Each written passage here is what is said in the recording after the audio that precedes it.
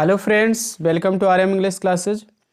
Are M English classes में आप सभी का स्वागत है। तो आइए आज हम आपको जो है क्लास 12 ये इंग्लिश का आंसर पेपर 2022 में जो पूछे गए थे उसका सेट 2 सॉल्व कराते हैं। तो इसके पहले मैं सेट 1 सॉल्व करा चुका हूँ। अगर आप वो वीडियो नहीं देखें तो उसका मैं डिस्क्रिप्शन में लिंक दे दूँगा, उसको भी आप ज़रूर देख लीजिए। तो सेट 2 देखते हैं और देखिए इसमें जो है पहला क्वेश्चन जो अनसीन पैसेज से रिलेटेड है, मैं उसको भी सॉल्व करा दे रहा हूँ। और पहले वाले सेट में मैं आपको डिटेल में इसको बताया ही हूँ। तो चलिए देख लेते हैं। तो पहले अब हम आपको क्वेश्चन पढ़ रहे हैं, क्वेश्चन पढ़ के डायरेक्ट उसका आंसर मैं बता दे रहा हूँ। और अगर आप अर्थ जानते हैं तो ठीक है, पढ़ के निकाल सकते हैं, नहीं तो आप डायरेक्ट भी जो मैं मेथड बता रहा हूँ आप बिल्कुल जो है आराम से कर सकते हैं अगर अर्थ आपको नहीं भी आ रहा है। तो अनसीन पैसेज 15 नंबर का है, तो ये हर एग्जाम में आता है। ठीक है, किसी में कम आता है, किसी में ज़्यादा आता है। इंटरमीडिएट में 15 नंबर का आएगा। तो इसमें दो ट्रिक है। एक तो पहले आप पढ़ लीजिए 2-3 बार, उसके बाद कुछ अर्थ समझ जाएंगे, फिर क्वेश्चन पढ़ के उसमें से खोज लेंगे। तो अगर आप ये टाइम टेकिंग होता है थोड़ा सा, अगर आपके पास समय ना हो तो आप डायरेक्ट क्वेश्चन पढ़ के जैसे मैं बता रहा हूँ वैसे भी आप कर सकते हैं। तो देखिए पहला क्वेश्चन क्या है, what is the real ornament of women, औरतों का वास्तविक आभूषण क्या है। तो इसमें आपको क्या है, रियल ऑर्नामेंट ऑफ वुमेन, ये कीवर्ड है जो इसको आपको ध्यान में रखना होता है। तो आप पढ़ते चले जाएंगे, जहाँ रियल ऑर्नामेंट ऑफ वुमेन आएगा वहाँ इसका आंसर मिल जाएगा। तो चलिए देख लेते हैं, पढ़ते चले जाएंगे। अब शुरुआत में जब आप पढ़ेंगे इसका आंसर कहाँ मिलेगा कि रियल ऑर्नामेंट ऑफ वुमेन, देखिए मिल गया ना। तो क्या है, तो यही पूछा गया। तो इज हर करेक्टर है उसका चरित्र एंड हर प्योरिटी उसकी पवित्रता। तो यही आपका पहले का आंसर हो गया कि real ornament of women is her character her purity. तो कामा करके दिया, आपको अपने भाषा में लिखना है तो इसलिए आप यहाँ एंड लगा कर भी जोड़ सकते हैं। तो आप real ornament of women is her character and purity अपने हिसाब से बताएंगे कि औरतों का वास्तविक आभूषण उसके चरित्र और उसकी पवित्रता होती है। तो पहले का आंसर हो गया। चलिए दूसरा देखते हैं। What things has been called sacrificed by भगवत गीता, भगवत गीता के द्वारा क्या चीज़ सेक्रीफाइस कहा गया, मतलब बलिदान कहा गया। तो आप पढ़ते चले जाइए। इसमें आपको लिंक वर्ड रूट वर्ड मतलब कि क्या देना है, मेन वर्ड सेक्रीफाइस बाय भगवत गीता। ठीक है, what thing has been called, क्या कहा गया, तो सेक्रीफाइस बाय आपको कॉल्ड सेक्रीफाइस बाय भगवत गीता। तो इस पर ध्यान देना, जहाँ कॉल्ड आएगा तो उसके पहले जो भी कहा रहेगा वो रहेगा। तो चलिए पढ़ते चले जाइए। जब आप इसको पढ़ते चले जाएंगे तो आपको देखिए इसमें करेक्टर हर प्योरिटी के बाद आगे पढ़ते चले जाएंगे। Name of the women like Sita Damayanti and have become sacred to us for their unsullied virtue never for the jewellery if they were in my asking from you jewellery has also wider significance several sisters have told me. इस तरह से पढ़ते चले जाएंगे, जहाँ sacrifice called sacrifice by भगवत गीता आएगा तब उसके हैव टोल्ड मी क्या they that they feel all there better for getting read of their jewels I have called this an act of merit for more ways than one. No one or woman is entitled possession of wealth unless he or she has given fair share of it to the poor and the helpless. ठीक है, it is a social and religious obligation and has been called a sacrifice by भगवत गीता। तो अब यहाँ आपको मिल गया ना called sacrifice by भगवत गीता। तो इसके पहले क्या कहा गया है कि मतलब कि भगवत गीता के द्वारा सेक्रीफाइस बलिदान कहा गया, किसको कहा गया, कह रहे हैं कि it is a social and religious obligation, यह एक सामाजिक और धार्मिक ओब्लिगेशन कर्तव्य है। And has been called sacrifice by भगवत गीता, और इसे भगवत गीता के द्वारा सेक्रीफाइस कहा गया। तो आपको आंसर मिल गया ना, किससे कहा गया है, तो आपको बता देना पड़ेगा ए सोशल एंड रिलीजियस ओब्लिगेशन, सामाजिक और धार्मिक कर्तव्य को ही यहाँ हैज़ बीन कॉल्ड, ठीक है, भगवत सेक्रीफाइस, कि यह सामाजिक और धार्मिक कर्तव्य है और इसे कहा गया। तो आपको सिंपली ये लिख देना है कि इसमें क्वेश्चन क्या पूछ रहा है, व्हाट थिंग, किस चीज़ को हैज़ बीन कॉल्ड कहा गया है ए सेक्रीफाइस बाय भगवत गीता। तो आपको दूसरे का आंसर आपको यहाँ से लिखना है, किस चीज़ को, तो डायरेक्ट आपको वो चीज़ बता देना। तो वो चीज़ क्या है, यहाँ आपको देखिए यहाँ लिख दिया गया है, ये चीज़ है, हाँ, ए सोशल, व्हाट थिंग की जगह लिख देना ए सोशल एंड रिलीजियस ओब्लिगेशन, बस व्हाट थिंग की जगह लिख देना, उसके बाद हैज बीन से आपको जोड़ देना है। तो एंड भी लिखने की कोई ज़रूरत नहीं है, ठीक है, क्योंकि उत्तर में उतना ही पैसे से लेना है जितना आपसे पूछा जा रहा है, बाकी आप अपने हिसाब से उत्तर देंगे। तो जो चीज़ पूछा जा रहा है वही बता दीजिए कि social and religious obligation has been called a sacrifice by भगवत गीता। तो इस तरह से आप समझे रहेंगे तो आराम से आप पेपर में कर ले जाएंगे। अगला क्वेश्चन है what is consider to be greater sacrifice. सब ग्रेटर माने बड़ा, अत्यधिक बड़ा, अधिक महान बलिदान किसे समझा जाता है। तो पढ़ते चले जाइए, जहाँ आएगा called consider to be greater sacrifice वहाँ आप रुक जाइए, वहीं से इसका आंसर मिल जाएगा। अब देखिए यहाँ पढ़ते जाएंगे। अब जब इसको ठीक है तो जहाँ तक पढ़े हैं वहाँ तो मिला नहीं है। हाँ कॉल्ड थीफ है, द गीता हैज, ये called sacrifice by Bhagavad Gita तक आप पढ़े थे। तो ग्रेटर सेक्रीफाइस कहीं नहीं आया, तो he who does not offer this sacrifice has been called a thief, the thief. तो पूछा नहीं कि Gita has enumerated many forms of sacrifice but what is greater sacrifice. देखिए यहाँ आ रहा है ना, लेकिन जो ग्रेटर सेक्रीफाइस है, कैन देयर बी, हो सकता है, then to serve, but what greater sacrifice can there be, जो सेक्रीफाइस महान हो सकता है, अधिक महान, देन की अपेक्षा, to serve the poor and needy. मतलब कह रहे हैं कि गरीब और ज़रूरतमंद की सेवा करने की अपेक्षा और क्या महान सेक्रीफाइस हो सकता है। कहने का मतलब ये है कि गरीब और ज़रूरतमंद की सेवा करना ही क्या है, ग्रेटर सेक्रीफाइस है, माने अधिक महान बलिदान है। जो गरीब लोगों की सेवा कर रहे हैं और ज़रूरतमंद को, वही जान लीजिए बहुत ज़्यादा बलिदान कर रहे हैं।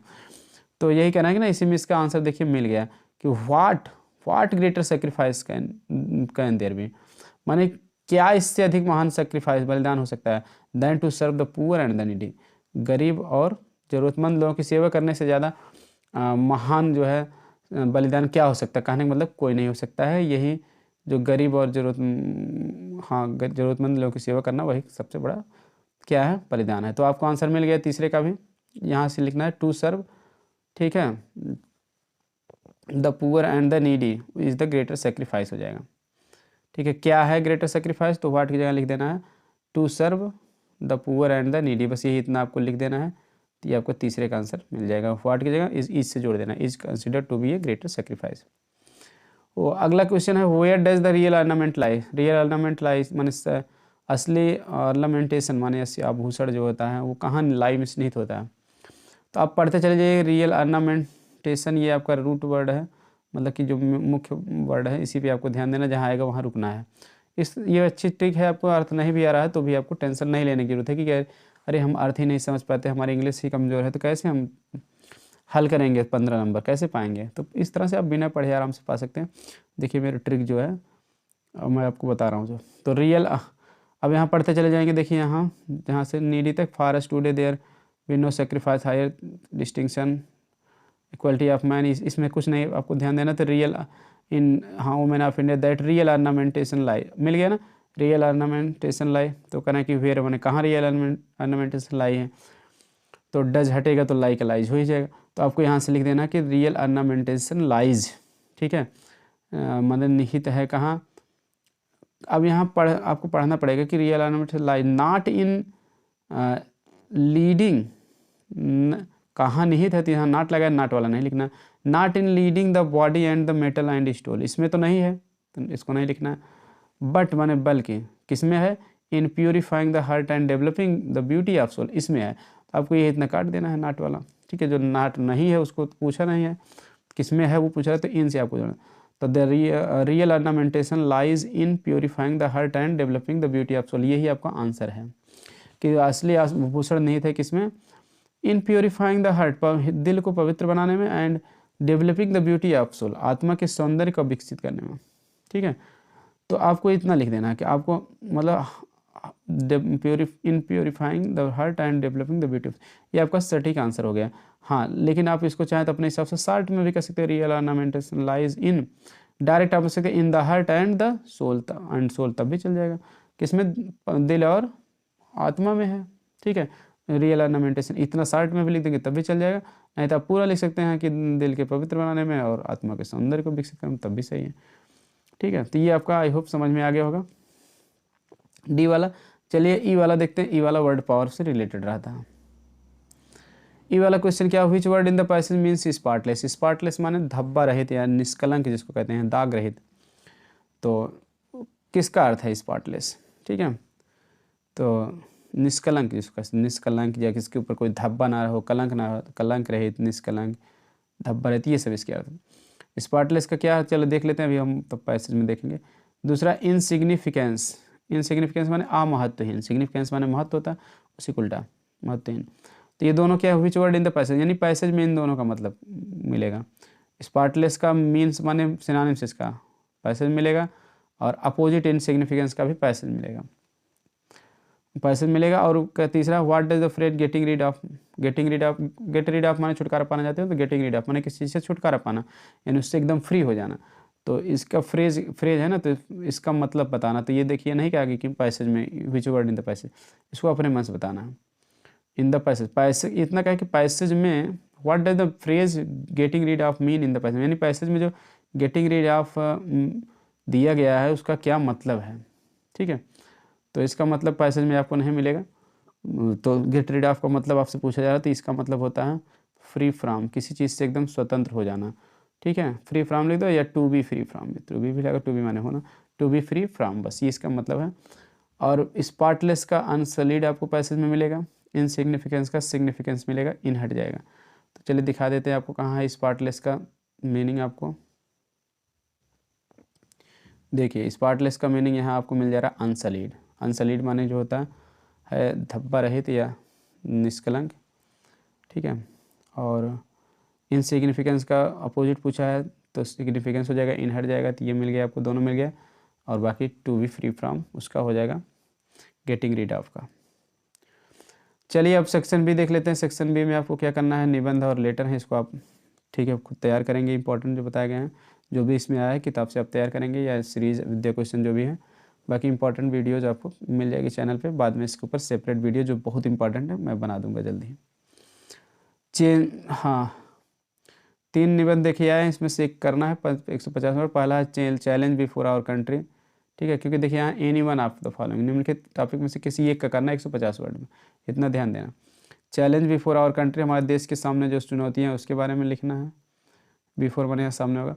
How can we make environment friendly, पर्यावरण को हम मित्रवत कैसे बना सकते हैं, इसके बारे में लिखना है पर्यावरण के ऊपर। Democracy in the year that follow, जो साल हमारे बाद में आ रहे हैं, आने वाले साल में, यानी कि प्रजातंत्र कैसा रहेगा, इसके बारे में लिखना है। तो आराम से आप 150 वर्ड इनके बारे में लिख सकते हैं, किसी एक के बारे में। लेटर देखिए दिया है कि letter to the CMO, chief medical officer को एक पत्र लिखना है डिस्ट्रिक्ट अपने ज़िले के, requesting him to initiate a vaccination programme in your village. उनसे ये प्रार्थना करना कि आपके गांव में वैक्सीनेशन माने टीकाकरण कार्यक्रम को इनिशिएट करना है, चलाना है, मतलब आपके यहाँ टीका लगाने के लिए जो उनसे रिक्वेस्ट करना है। ठीक है, या फिर write letter to your principal requesting him to organise a district level debate on religion and politics in your college. अपने प्रिंसिपल को एक पत्र लिख दो, उनसे प्रार्थना करो कि ऑर्गेनाइज माने व्यवस्था करें डिस्ट्रिक्ट लेवल जिला स्तर पर डिबेट माने वाद विवाद प्रतियोगिता ऑन रिलीजन एंड पॉलिटिक्स, धर्म और राजनीति पर आपके कॉलेज में जो है कोई जो है आपकी जो है डिबेट कराएं, उसकी व्यवस्था करें। तो धर्म और पॉलिटिक्स पर डिबेट के बारे में ठीक है ऑर्गेनाइज कराने की जो है आपसे रिक्वेस्ट करना है। ठीक है, कि कार्यक्रम ऑर्गेनाइज कराएं, ठीक है व्यवस्था कराएं। तो इन दोनों में से किसी एक ऊपर लिखना। चलिए अब सेक्शन सी देख लेते हैं। ऑब्जेक्टिव टाइप जो ग्रामर आए हैं उसको देख लेते हैं, क्योंकि इंटर के लिए और कॉम्पिटिशनल एग्जाम सभी के लिए यूजफुल होने वाले हैं। And you favour to place one's relative, करें कि choose the correct option. Correct option देखना, पहले तो प्रश्न पढ़ लेंगे तभी तो ऑप्शन देखेंगे। एंड यू फेवर माने अत्यधिक पक्ष, टू प्लेस माने स्थान देने के लिए, वंस रिलेटिव माने अपने रिश्तेदारों को, और इन लिक्रेटिव माने लाभकारी, पोस्ट माने पद, इज कॉल्ड कहा जाता है। मतलब ये है कि मतलब अपने रिश्तेदार को किसी को, यस मतलब कि लाभकारी पद में बहुत अत्यधिक पक्ष का स्थान दे देना, उसे क्या कहा जाता है। जैसे होता क्या है कि जैसे नेता मंत्री होते हैं तो अपने खास को जो है के नाम कोई प्लाट कर देते हैं, कोई बहुत बड़ा फ़ायदा दे देते हैं उनको, तो इसको हम क्या कहते हैं। ठीक है, तो इसको हम कहते हैं भाई भतीजावाद, भाई भतीजावाद, नेपोटिज्म कहते हैं। ठीक है, जैसे कोई आदमी मान लीजिए, ऐसे एग्जाम्पल समझ लीजिए, कोई आदमी किसी कोई अधिकारी हो गया, उसको ये मतलब मिल गया कि पावर की हम चाहे जिसको नौकरी दे सकते हैं उस विभाग में जो पद खाली हैं, तो अपने नात मात रिश्तेदार को सभी को भर लिया, भाई भतीजा को, तो उसको हम कहते हैं नेपोटिज्म। नेपोटिज्म माने होता है भाई भतीजावाद। ठीक है, तो उसी को कहते हैं undue favour to place one's relative in liquidity post is called, मतलब लाभकारी पदों में अपने जो है रिश्तेदारों को जो है अत्यधिक पक्ष लेकर स्थान दे देना, उसको एक शब्द में कहते हैं नेपोटिज्म। ठीक है। वहीं देखिए इंडिविजुअलिज्म माने माने इंडिविजुअल माने व्यक्तिगत होता है, व्यक्तिगतवाद, कास्टिज्म जातिवाद, सेकुलरिज्म धर्मनिरपेक्षवाद, तो ये सब नहीं है, चौथा ऑप्शन आपका सही है, भाई भतीजावाद। अब देखिए दूसरा है the phrase on the when. ठीक है, वेन, ऑन द वेन माने होता है कम हो जाना, वेन में से तक घटना क्षीण होना, तो कम होने पर उस फ्रेज, इसका कम होने का मतलब क्या होता है, कम होने का अंग्रेजी क्या इसमें दिया है, डिक्रीजिंग। डिक्रीज माने कम होना, वही इंक्रीज माने बढ़ना होता है, डेवलपिंग विकास करना, स्ट्राइकिंग माने हड़ताल करना या प्रहार करना, दोनों अर्थ होता है इसका। तो चुपचाप आप डिक्रीजिंग इसमें इसका लगा देंगे, क्योंकि ये कम होना, ऑन द वेन माने होता है कम होना, डिक्रीज माने कम होना। अगला सिनोनिम्स पूछ रहा है आपका डिस्पाइज। डिस्पाइज का आपको सिनोनिम्स माने पर्यायवाची बताना। डिस्पाइज माने नफरत करना, घृणा करना, तो हेट माने घृणा करना हो जाएगा सही ऑप्शन। वहीं देखिए लव माने प्रेम करना, रेस्पेक्ट सम्मान करना, सेलेक्ट माने चुनना या चयन करना। तो और भी शब्दों का मतलब बता दे रहा हूँ ताकि आपको कोई कन्फ्यूजन ना हो, दूसरा भी आ जाए तो आप कर ले जाएँ। देखिए अगला बहुत ही मज़ेदार क्वेश्चन पूछा गया है, इसमें लोग कन्फ्यूज रहते हैं, तो लेकिन इसको मैं कंफर्म कर दे रहा हूँ। Rohit has gone before his father कम। रोहित अपने पिता के आने से पहले जा चुका है, पिता के आने से पहले चला गया है। तो इसमें क्या गलती है, टेंस के हिसाब से ही आपको करना है। देखिए which word in the above sentence is an error. निम्नलिखित वाक्य एबव माने ऊपर के वाक्य जो दिया गया है ये, इसमें किस वर्ड में एरर माने गलती है। तो रोहित हैज़ गॉन, ये सही है, हाँ सही है। बिफोर हिज फादर कम, कम में गलती है कि नहीं, हाँ है गलती। तो गलती इसमें किस में है, कम है। ठीक है, क्योंकि गान तो हो नहीं सकता है, हैज़ साथ थर्ड फॉर्म आता ही आता है। बिफोर से दो वाक्य जोड़ा है, बिल्कुल ये परफेक्ट टेंस है, तो ये इंडेफिनिट टेंस में हो जाएगा, तो भी सही है। हिज, क्योंकि रोहित के लिए अपने का अंग्रेजी हिज ही लगेगा, रोहित के पिता हैं, तो कम में ही गलती है। तो ऐसे आप समझिए कम, अगर कन्फर्म नहीं कि कम कैसे गलत है, तो आप जो सही है उसको हटा दीजिए, जो बचेगा वही गलत है। हाँ लेकिन मैं सही आपको बता दे रहा हूँ ताकि आप कन्फ्यूजन में रहे। ग्रामर का देखिए रूल सुन लीजिए। अगर बिफोर आया है तो बिफोर दो कार्य हैं, तो अगर प्रेजेंट परफेक्ट टेंस में बिफोर आया है तो पहला प्रेजेंट परफेक्ट रहेगा बिफोर के पहले वाला, बाद वाला प्रेजेंट इंडेफिनिट में रहेगा। ठीक है, तो फादर एक वचन है, तो कम में क्या हो जाएगा, यस जुड़ जाएगा। तो कम में यस नहीं जोड़े तो इसलिए क्या है, कम गलत है। ठीक है, आप जानते होंगे किताबों में आपको पास्ट परफेक्ट मिल जाता है, फ्यूचर परफेक्ट, लेकिन प्रेजेंट परफेक्ट में दो कार्यों का वर्णन वाला देता नहीं है, तो इसलिए आप नहीं समझ पाते हैं, तो मैं बता दे रहा हूँ। जैसे पास्ट परफेक्ट में दो कार्य रहते हैं, तो पहले समाप्त होने वाले कार्य को पास्ट परफेक्ट, बाद वाला पास्ट इंडेफिनिट। फ्यूचर परफेक्ट में रहते हैं दो कार्य, तो पहले समाप्त होने वाले कार्य को फ्यूचर परफेक्ट, बाद वाला प्रेजेंट इंडेफिनिट। तो उसी तरह से प्रेजेंट परफेक्ट में अगर दो कार्य आ जाएंगे तो पहले वाला जो काम होगा वो प्रेजेंट परफेक्ट में, बाद वाला प्रेजेंट इंडेफिनिट में होगा। ठीक, इसका अर्थ होगा रोहित अपने पिता के आने से पहले जा चुका है। Rohit has gone before his father comes हो जाएगा, फादर एक वचन है तो कम में यस होना चाहिए, तो इसी में गलती है। अगला एंटानिम ऑफ द सिवियर। सिवियर का विलोम बताइए। सिवियर माने होता है कठोर, तो कठोर का मतलब क्या होता है, जो नरम, अपने व्यवहार में कठोर ना हो, नरम हो, संयमित हो, विनम्र हो, तो उसको हम कहते हैं माइल्ड। माइल्ड माने होता है नरम, हल्का, ये चीज़। वहीं देखिए बात करें अन्य शब्दों की, फर्टाइल माने उपजाऊ होता है, बोल्ड माने साहसी होता है, हाइड माने छिपाना होता है, इनका कोई इसके विलोम से लेना देना नहीं है। तो चलिए अब आपका जो है वन लाइनर जो क्वेश्चन आंसर देना है उसको देख लेते हैं। ऑब्जेक्टिव हो गया, change any one of the following into indirect narration. दो दिया है, कोई किसी एक को इनडायरेक्ट बनाना है पेपर में, लेकिन मैं आपको यहाँ दोनों बताऊँगा ताकि जो है जो ये आप एक कर सकें जो सरल लगे। मोहित सेड टू रीता, मोहित ने रीता से कहा why did you stop here, तुम यहाँ क्यों रुके। सीधी सी बात है, इंट्रोगेटिव है तो सेड टू को क्या कर दीजिए, आस्क्ड कर दीजिए।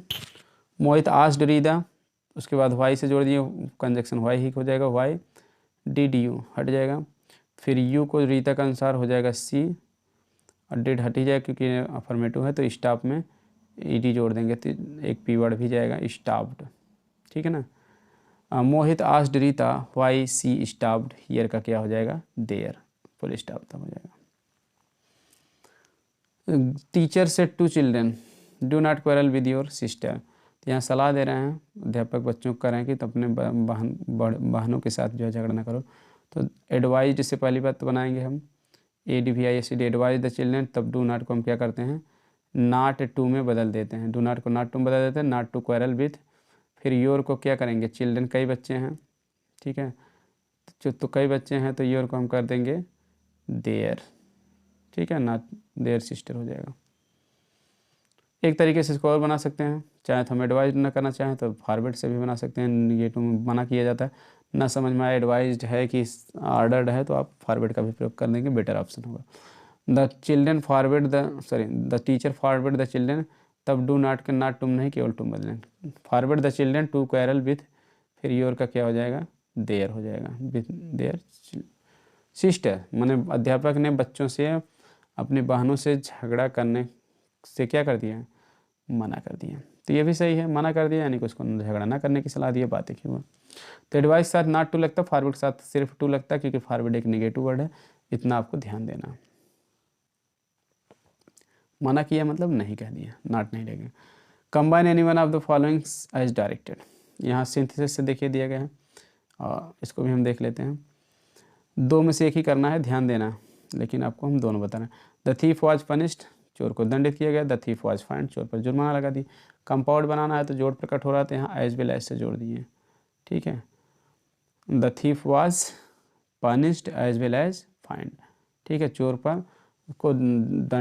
को दंडित किया गया और साथ ही साथ जुर्माना लगा, एज वेल एज मैंने साथ ही साथ या और भी, तो चोर को दंडित किया गया और जुर्माना भी लगा दिया गया, इस तरह से कर दो। वैसे पनिश्ड एंड फाइंड कर देंगे तब भी चल जाएगा।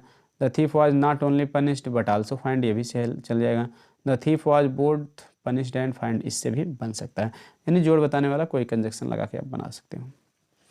अगला, when does the train arrive I do not know the time, train कब आएगी, मैं कब आती है मैं समय नहीं जानता। तो आपको करना क्या है, कंपाउंड कॉम्प्लेक्स बनाना है, तो आपको पहले इसको करना पड़ेगा, I do not know the time, time के बाद लिखना है व्हेन, उसके बाद द ट्रेन अराइव में एस जोड़ देना बस। I do not know the time when the train arrives, इसको अफर्मेटिव बनाना है, डज हट जाएगा, ट्रेन के बाद अराइव में एस हो। मैं वह समय नहीं जानता हूँ जिस समय ट्रेन आती है, या मैं समय नहीं जानता हूँ जब ट्रेन आती है। I do not know the time when the train arrives, क्योंकि व्हेन के पास पहले एंटीसीडेंट रहना चाहिए, समय है तो टाइम रहेगा। उसके बाद फुल स्टॉप यहाँ हो जाएगा लास्ट में, क्योंकि व्हेन के बाद आप व्हेन कंजक्शन के रूप में लगा देंगे तो उसके बाद हमेशा सब्जेक्ट ऑफ वर्ब लिखा जाता है, ठीक, तो अराइव में एस जुड़ जाएगा, डच हटेगा।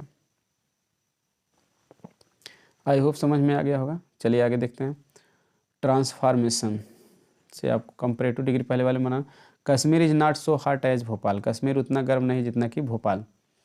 तो कहने का मतलब ये है, कंपैरेटिव बनाना ना, तो पहले आप भोपाल कर दीजिए, भोपाल, ठीक, इज, हार्ट का क्या हो जाएगा, हार्टर, कंपैरेटिव डिग्री कर दीजिए हार्टर, फिर दैन करके कश्मीर, ठीक, भोपाल इज हार्टर दैन कश्मीर, भोपाल कश्मीर से अधिक गर्म है, कहने मतलब कश्मीर उतना गर्म नहीं जितना कि भोपाल, बात एक ही हुआ, कंपैरेटिव डिग्री हो गया।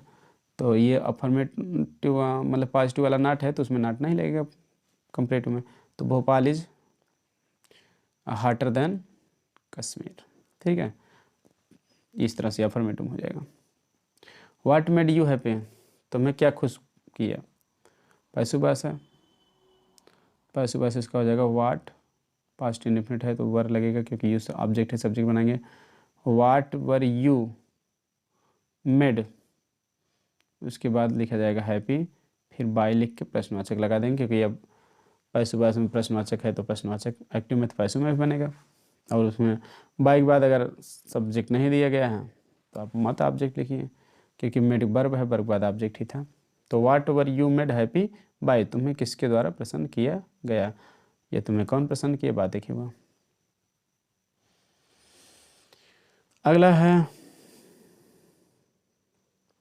आपका जो है, अगला तो आपका सिंटैक्स से है, चलिए सिंटैक्स भी देख लेते हैं, कॉमन एरर, ठीक है। He could not secure passing marks, वह पासिंग मार्क्स नहीं पाया, मतलब पास होने का मार्क नंबर भी नहीं पाया, तो पासिंग मार्क्स नहीं कहना चाहिए कि किसको पास मार्क्स कहते हैं, कि पास मार्क मिले कि नहीं, तो पास मार्क तो वह पा गया, he could not secure pass marks कहना चाहिए, वह पास मार्क नहीं पाया, तो आईएनजी हटा दीजिए, आपका पहला वाक्य एकदम करेक्ट हो जाएगा।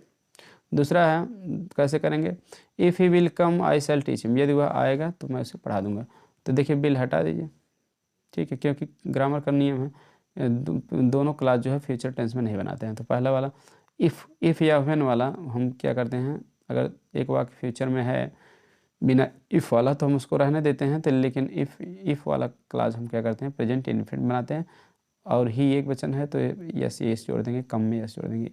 If he comes comma I shall teach him. ठीक है, तो आपको क्या करना है, बिल हटाना है, कम में यस लगाना है, बस बाकी सब सही है। अगला देखते हैं, यहाँ होमोफोन्स में करना है कि one of the following pairs in your own sentence use करना। निम्नलिखित जो दो जोड़े दिए हैं, किसी एक जोड़े के ऊपर आपको दो वाक्य लिख देना है ताकि उनका अर्थ क्लियर हो जाए। तो देखिए पहला वाला है पेन, पेन माने दर्द होता है, दूसरा पेन माने शीशा होता है, जैसे खिड़की का शीशा। तो दर्द के हिसाब से एक वाक्य बनाए कि there is a pen in my tooth, मेरे दांत में क्या है, दर्द है, कुछ भी कह सकते हैं। I have pen in my stomach, मेरे पेट में दर्द है, कुछ भी कह सकते हैं इस तरह से वाक्य। ठीक है, सी इज फीलिंग पेन, वह दर्द महसूस कर रहे हैं। अब पेन, दूसरा उदाहरण जो है, पेन माने होता है शीशा होता है, तो आप इस आप कह दीजिए कि this window pane is costly, यह खिड़की का जो शीशा है वो बहुत क्या है, कीमती है। या he has broken the window pane, उसने खिड़की के शीशे को तोड़ दिया है, कुछ भी कह सकते हैं वाक्य। दूसरा एडाप्ट माने होता है अपनाना या अनुकूल बनाना, और ये एडेप्ट माने होता है चतुर या दक्ष। तो ही हैज़ एडाप्टेड ए सन, उसने एक पुत्र को क्या किया, अपना लिया है। ठीक है, या he adapted himself according to the situation. ठीक है, वह अपने आप को परिस्थिति के हिसाब से अनुकूल बनाई, तो इस तरह से एडाप्टेड कर सकते हैं। और देखिए, तो इस तरह से एडाप्ट में से अनुकूल बनाना हो गया। तो और एडेप्ट माने क्या होता है, निपुण होता है, जैसे she is adept in teaching mathematics, वह गणित पढ़ाने में क्या है, एकदम निपुण है, दक्ष है। सी इज एडेप्ट इन सिंगिंग, वह गाने में निपुण है, कुछ भी कह सकते हैं।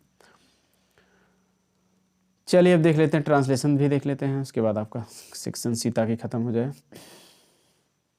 इसका मैं फटाफट जो है इंग्लिश बताता जा रहा हूँ, आप इसको समझ के लिख लेंगे इस तरह से, क्योंकि अब देखिए ग्राम कितना रटेंगे, आप खुद बना के लिखिए ट्रांसलेशन टेंस के हिसाब से। टेंस नहीं जानते हैं तो प्लेलिस्ट में जाइए, टेंस की बहुत डिटेल वीडियो में बनाया हूँ, 24 वीडियो है, पूरा टेंस कवर हुआ है। ठीक है, एक बार देख लेंगे तो कभी गलत नहीं होगा।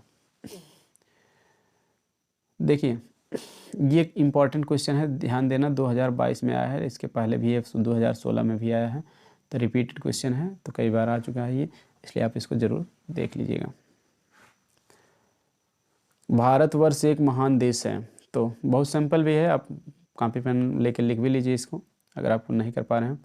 तो India is a great country, Bharat एक महान देश है, या भारत मतलब भारतवर्ष, तो India is a great country हो जाएगा। इसका अतीत बहुत ही शानदार रहा, तो इसका अतीत माने होता है पास्ट, इट्स पास्ट, इसका अतीत हैज़ बीन माने रहा है, वेरी ग्लोरियस माने होता है शानदार, GLORIOUS।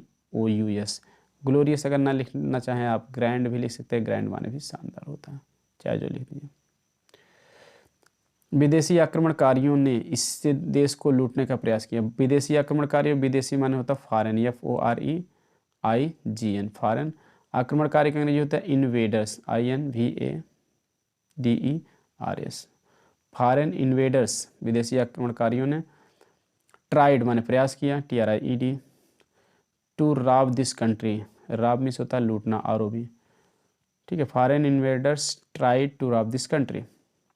इसकी संस्कृति तथा इसके विज्ञान को मिटाने का प्रयास किया, मतलब फिर सब्जेक्ट लिख देंगे, फॉरेन इन्वेडर्स एक बार लिख दिए तो दे कर देंगे, दे ट्राइड, उन्होंने प्रयास किया, क्या प्रयास किया, टू डिस्ट्रॉय, मिटाने का मतलब नष्ट करना, संस्कृत को, ठीक है, डिस्ट्रॉय करने का प्रयास किया, DESTROY। They try to destroy its culture, संस्कृत का अंग्रेजी होता है कल्चर, CULTURE।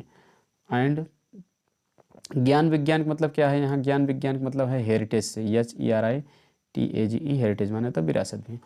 तो मतलब वे इसकी संस्कृति और इसकी विरासत को मिटाने का प्रयास करेंगे ना, विदेशी आक्रमणकारी अपने हिसाब से बनाने का प्रयास कर रहे थे, लेकिन नहीं सफल हुए, बात लगा।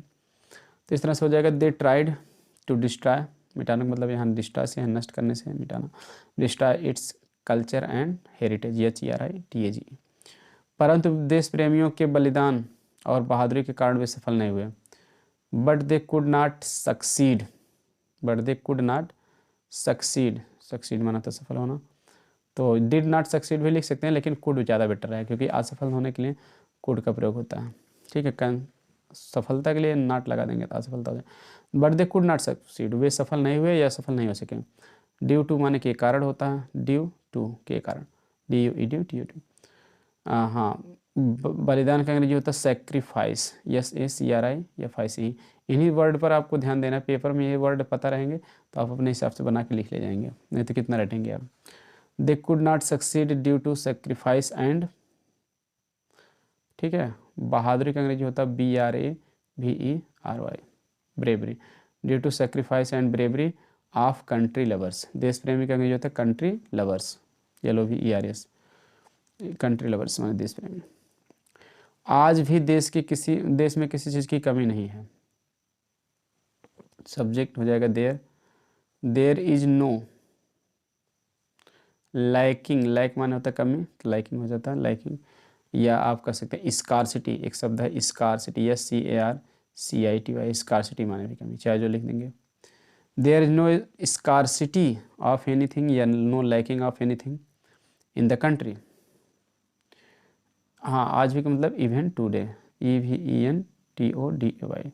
There is no scarcity of anything या there is no lacking of anything in the country event today. आप चाहे तो इवेंट टूडे पहले भी लिख सकते हैं, इवेंट टूडे कामा करके there is no scarcity of anything in the country. यदि दिन दूनी रात चौगुनी बढ़ती हुई जनसंख्या पर नियंत्रण हो जाए, नियंत्रण मतलब यदि हम दिन दूनी रात चौगुनी जो जनसंख्या बढ़ रही है उसको नियंत्रित करना, तो इसकी अंग्रेजी होगी इफ़ वी कंट्रोल, यदि हम नियंत्रित कर लें, CONTROL, क्या कंट्रोल कर लें, द पॉपुलेशन, जनसंख्या। ठीक है, the POPULATION, if we control the population, कौन सी जनसंख्या, दिन दूनी रात बढ़ती हुई, मतलब जो दिन दूनी और रात चौगुनी बढ़ रही हैं। तो आप कह दीजिए विच इज इंक्रीजिंग, इंक्रीजिंग माने होता है बढ़ना, INCREASING, इंक्रीजिंग माने बढ़ना, या ग्रोइंग भी कह सकते हैं, GROWING। हाँ, by leaps and bounds, LEAPS, leaps and BOUNDS। देखिए लीप्स एंड बाउंड्स एक मुहावरा होता है, उसका मतलब होता है दिन दूना रात चौगुना, ठीक है, बढ़ना। तो इसलिए increasing by leaps and bounds माने दिन दूना रात चौगुना बढ़ना, ये चीज़ हो गया। या फिर आप मुहावरा भूल जाएं, बाय लीप्स एंड बाउंड्स, ठीक है, तो आप ऐसे भी कर सकते हैं हम, ठीक है। तो which is doubling of the day, मतलब कि दिन में क्या हो रही हैं, डबल हो रही हैं, तो इस तरह से भी आप लिख सकते हैं, ठीक है।